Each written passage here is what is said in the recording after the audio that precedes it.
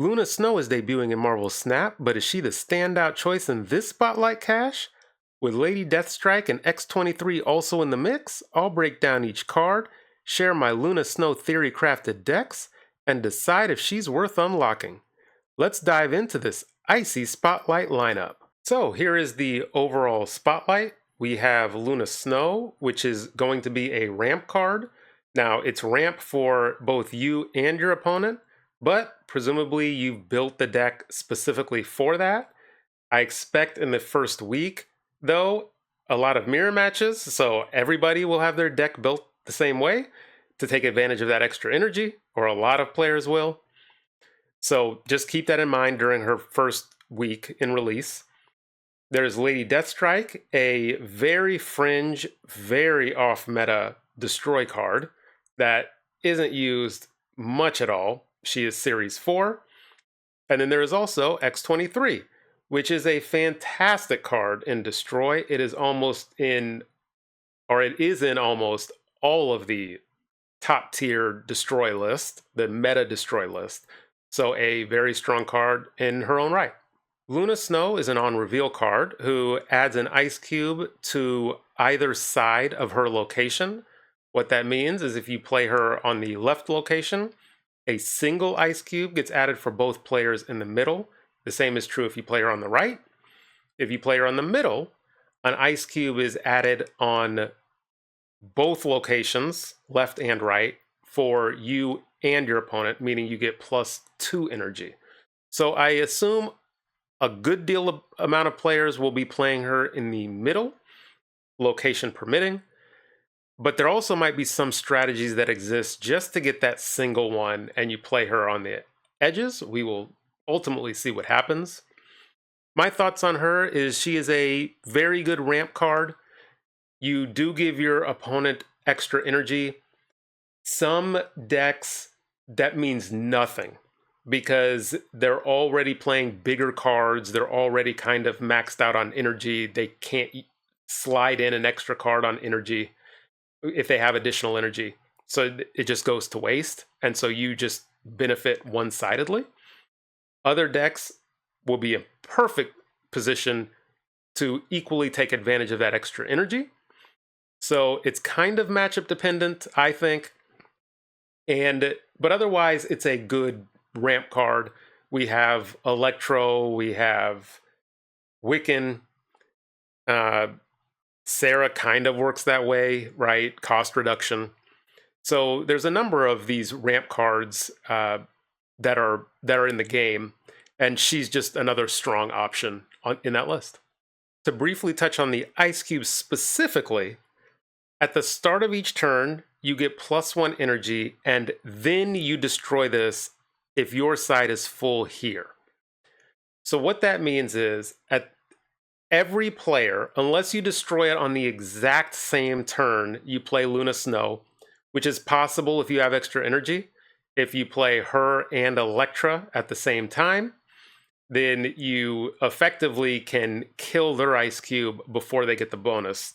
But in the vast majority of games, you will both get that bonus. Then if that side of the location is full, then it will be destroyed. So they wouldn't get the bonus the following turn after that first turn. So that's specifically how the ice cube works. And there's just going to be different strategies on how to make it a one-sided benefit that I'm kind of interested to see how it plays out. As usual, we start with the Series 2 version.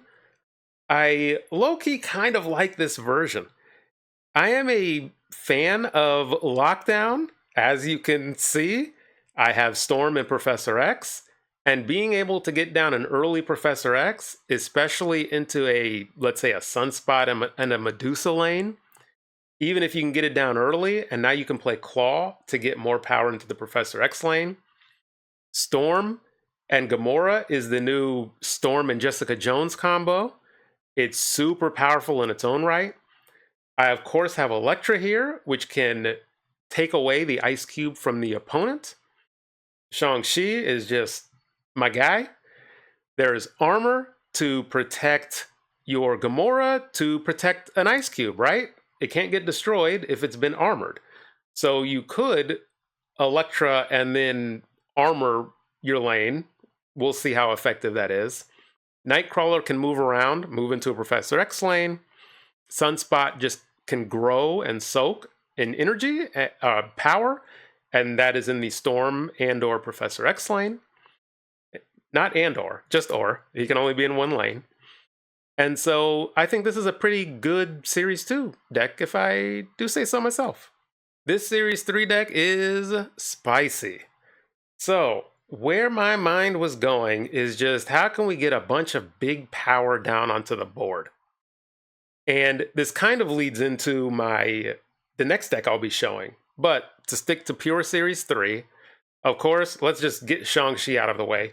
He's here. There's Sunspot to soak some of that energy if you are needing to soak because of Luna. Speaking of soaking energy, we have She-Hulk and Infinite.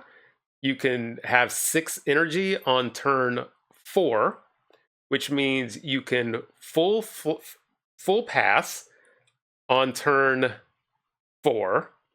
And then on turn 5, let's hope this math is right, because I haven't even double checked this.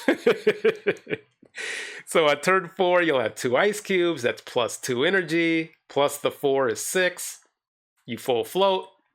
That means on turn 5, you can play both Infinite and She-Hulk, because on turn 5, you will have 7 energy.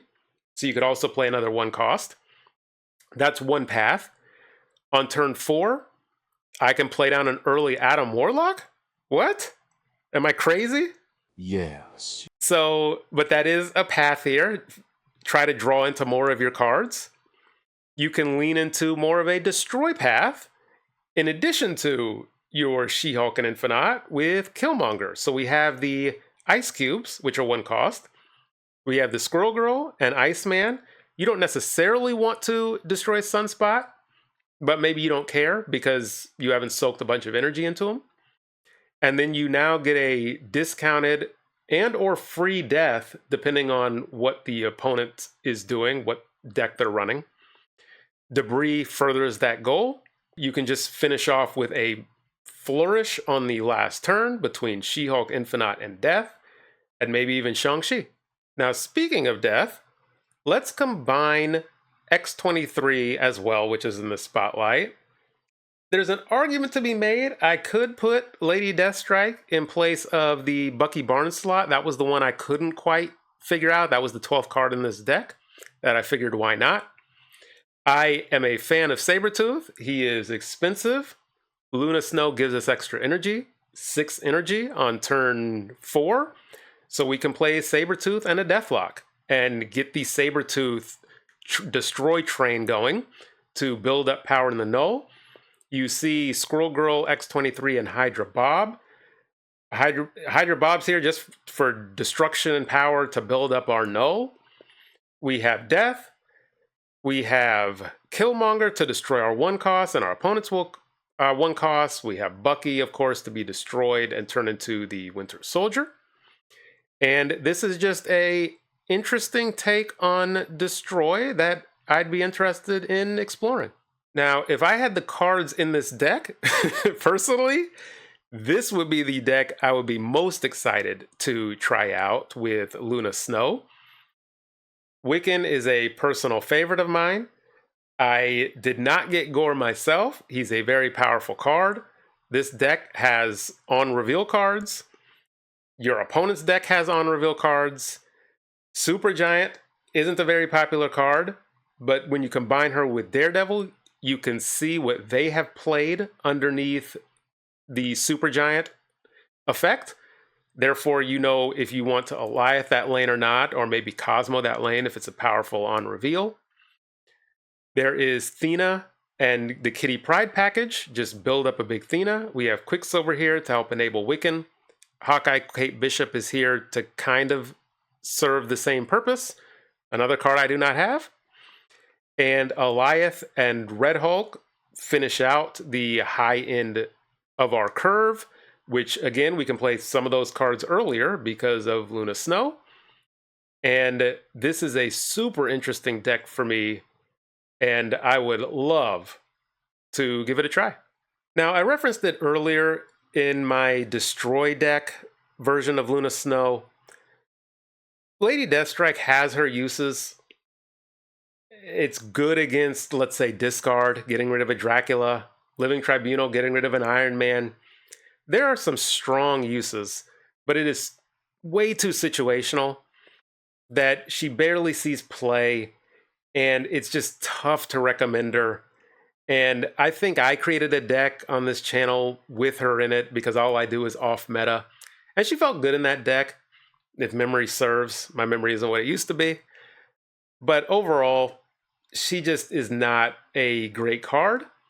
So she's really not what you're looking to get out of this Spotlight cache, especially because she's Series 4 as well. X23, on the other hand, you should be very pleased to get. She is a fantastic card. Yes, she only goes in Destroy for the most part. Only psychos play her in discard, which I think I may have been a psycho before. But for the most part, she is just a Destroy card, and she is fantastic at what she does. She allows you to just get down an early null, and then you can Zola that early null. And she greases some wheels. She's a 1 cost that can continue to be destroyed to further discount your death. So she is just a fantastic card within Destroy.